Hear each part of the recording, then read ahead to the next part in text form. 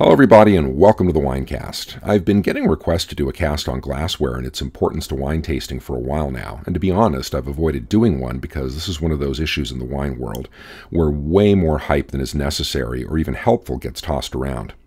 But the more I think about it, if there's a lot of hype out there, then maybe I can do my bit to try to set the record straight and to give you information that'll help you make the best decision about what you really do and don't need when it comes to what you drink your wine from. So that said, let's have a look at glassware. Though hard numbers are tough to come by, it's a pretty safe bet to say that by a large majority, the wine glass of choice these days is the large bowl, stemmed, convergent rim variety that you see silhouetted on the right. A glass like this has four basic parts: a foot or base, a stem, a bowl that holds the wine, and a rim. Some discussions of this glass make a distinction between the bowl that they identify as the lowest part of the wine-holding portion of the glass up to the widest diameter, and the chimney, or the part that begins to taper inward from the widest diameter. It's this tapering that makes this glass a convergent rim glass, because the rim begins to converge from a wider diameter in the bowl. This style, though wildly popular now, is actually of relatively recent design and didn't become popular until the 1900s. Prior to that, most wine glasses had divergent rims, that is, rims wider than the widest diameter of the bowl. Why the switch from one style to another? Well, as George Monska points out in a really great article on wine and spirits glass evolution that I'll link to in the description, most of the reasons were social and cultural rather than oriented toward sensory experience, and they can be linked to the rise of the dinner party as a widespread social practice. In this setting, the long stem of the new style was prized because it elevated the bowl that was often made of highly refractive crystal and allowed it to catch more light and to sparkle more brightly than it would have on a smaller stem. And the convergent rim seems to have been motivated by a desire to help prevent dribbling and spills onto immaculate white shirts, dresses, and tablecloths. And the fact that it seemed to help concentrate the aromas of the wine, something we'll return to later, was a happy but unintended consequence. This design, the large bowl with convergent rim on a tall stem, was so successful that virtually all modern glassware intended for wine is a variation of this design, and that includes the so-called Burgundy Glass with its wider, more bulbous bowl. And while it might be charming to imagine Cistercian monks sipping their wine in glasses like these while they argued about terroir, this glass was actually developed by the famous Austrian drinkware maker Riedel in 1958. Specifically for Pinot Noir consumption, and was the first of what would later become a very large line of variety-specific glasses created by Riedel and imitated by other glassmakers. The rationale for different glasses for different varieties was the claim, based on the thoroughly discredited but still often repeated idea of the tongue having specific taste zones, that glass shape would direct the wine to a particular part of the tongue that was best suited to appreciate that variety. Hopefully all of this has been interesting, but what really seems to interest people when they ask about glassware is whether or not what they're drinking wine from makes a difference to the tasting experience, and what truth there is, if any, to the claim by various drinkware manufacturers that you as a wine drinker need, or at least would benefit from, a glass designed for a specific variety or blending style. So, does glassware make a difference? Well, it does, but only in a certain way, and then not as much as all of the hype surrounding glassware suggests, and furthermore, not for the reasons you'd necessarily think. So how's that for an answer? Let's have a closer look. There are actually a fair number of controlled studies out there that have been done on this question, and as Professor Charles Spence of Oxford University pointed out in his 2011 summary of the evidence to date, the findings seem pretty contradictory, at least at first glance. For starters, quite a few studies suggest that glass shape can increase the impression of aromatic intensity for a wine, and that this increase is correlated to a glass with a higher ratio between the largest diameter of the glass and its diameter at the rim. In other words, in glasses that are a bit bulbous, like this one. In addition to increased intensity, participants in some, though by no means all studies, also reported that they were able to come up with more descriptors for the wine they were smelling and tasting, and some participants had the impression that they were evaluating two different wines when, in fact, the wine they were evaluating was the same and only the glasses were different. That said, a number of studies that reported increases in the perception of intensity failed to show any effect on the number and character of aromas and flavors detected, or that the glass could either mask or enhance a particular aroma or flavor. Finally, some studies showed no effect on any of the wine's sensory characteristics. What to make of all this? Well, as Professor Spence points out in his summary, a lot of the apparent contradictions between the studies begin to vanish if you look at the methods used for each study and distinguish between ones where the participants were allowed to see or touch the glassware and those where they weren't. It turns out that in studies where participants could see and or touch the glassware being used, the effects on the wine's sensory properties were much stronger than if they couldn't. And when they couldn't, those effects were diminished substantially, and often, especially in the case of characteristics other than intensity, absent altogether. This suggests pretty strongly, actually, that while the effect of the physical dimensions of the glass aren't zero, the bulk of the effect on sensory experience is actually psychological and depends on a number of factors, including, most prominently, congruence, or how appropriate the drinker feels the drinkware is to what she's consuming, and an even deeper psychological association that's been demonstrated in numerous studies between round shapes and the impression of fruitiness, complexity, and even overall quality.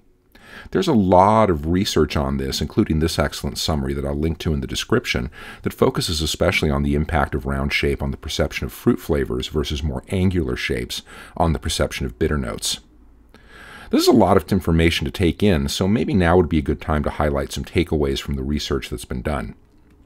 First, there does seem to be a physical relationship between glass shape, especially a bulbous shape where the widest diameter is large relative to the diameter of the opening, and aroma intensity. But in studies where this was tested blind, the effect was pretty limited, with only about a 10% reported increase in intensity.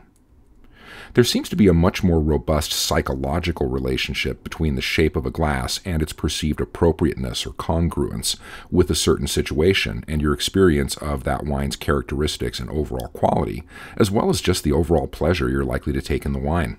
To give one example, if you're drinking a very expensive and precious or rare wine in a piece of glassware that you perceive to be cheap or otherwise inappropriate for what you're drinking, you aren't likely to enjoy it as much as if you had it in what you perceive to be a more expensive or attractive glass, even if the physical dimensions of both glasses are the same. There's currently no evidence that how or where the wine lands on your tongue has anything to do with how you experience the wine. Some tasters report that they have a better tasting experience from glasses with a thin rim, and that's likely to be a psychological experience as well, since thicker rims are associated with cheaper, lower quality glassware. Likewise, there's no evidence for the effectiveness of variety-specific glasses, or for that matter, for using separate glasses for red and white wines. I get that there are tons of wine professionals and folks online and out in the wine world who swear that their Shiraz tastes better in a Shiraz glass and that whites belong in smaller glasses than reds. But those claims have so far been unsustainable in controlled environments, especially those that account for the possibility of visual or tactile bias. There's also no evidence for an effect from using drinkware made from crystal versus glass. Crystal is more refractive than glass and thus sparkles more, and that might contribute to the impression that it's more congruent with a special wine than glass is, so there might be a psychological effect.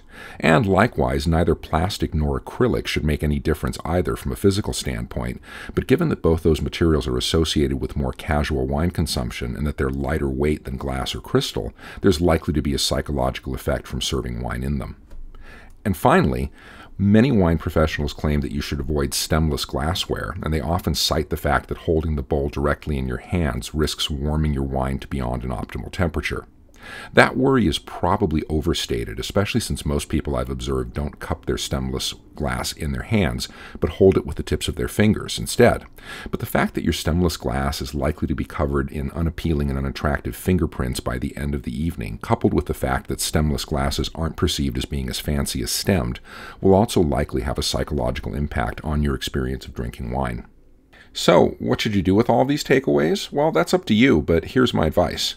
First, invest in some stemware that's at least tulip-shaped like a Bordeaux glass, or even better, bulbous like a Burgundy glass, as there really does seem to be some connection between bowl shape and aroma intensity. What you invest in should be attractive to you, so definitely think about things like crystal versus glass for greater sparkle, and about the overall aesthetic quality and design of the glasses.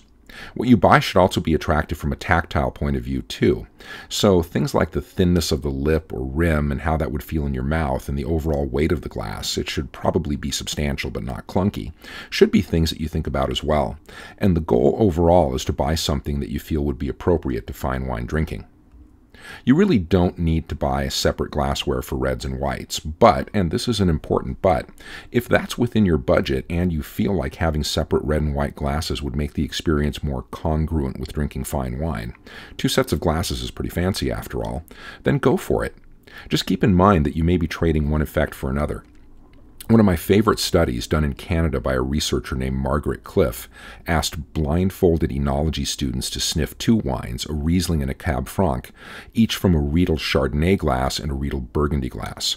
And the study showed that the aromatic intensity of both wines was at its peak in the Burgundy glass. What? Riesling in a Burgundy glass? Scandalous. So much so, in fact, that your guests might bristle at the idea and have a negative perception of the experience. But at least the aromatics will be coming through more intensely, so you decide which you prefer or want to risk. Speaking of different glasses, you definitely don't need variety-specific glasses, but if you can afford them and they make you and your guests feel like what they're drinking from is more congruent with what they're drinking, then go for it. But remember that money spent on glassware is money that isn't spent on wine. And finally, the real takeaway here, at least as far as I can see, is that the mind is the most important sensory organ of them all, and that glassware is just a piece of a larger package that includes where, when, and with whom you're drinking, and even things like what music is playing in the background. And while it's worth attending to all these things if possible, it's also worth not becoming obsessive about them and just doing the best that you can to create a setting where you can enjoy your wine with the people that you care about. Thanks for joining me for another Winecast. This cast took me a while to research, but I really enjoyed it, and there's a lot of material that I didn't get to include, and I'd still love to share and talk about with you. So I'll try to post some articles and other things on my Facebook page, and I hope you'll leave comments and questions both here at YouTube and on my Facebook, because I'd really love to get a discussion going about the issues raised by glassware and the psychology of wine. As always, if this cast was helpful and enjoyable to you, please like and subscribe if you haven't already. I'm your host, the Unknown Winecaster, and I'm out. Enjoy the grape, but always enjoy it responsibly.